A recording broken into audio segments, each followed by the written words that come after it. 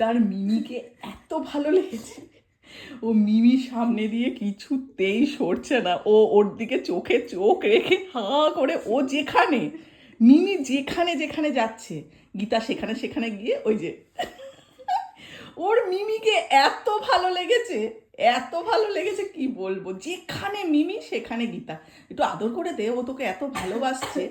মানে ও আমরা বড়, ও ছোট মানুষ তো, তো সব থেকে ছোট আমাদের বাড়িতে মিমি, ওই জন্য মিমির যেখানে গীতা সেখানে। তোমার মিমি দিদিকে ভালো লেগেছে গীতু?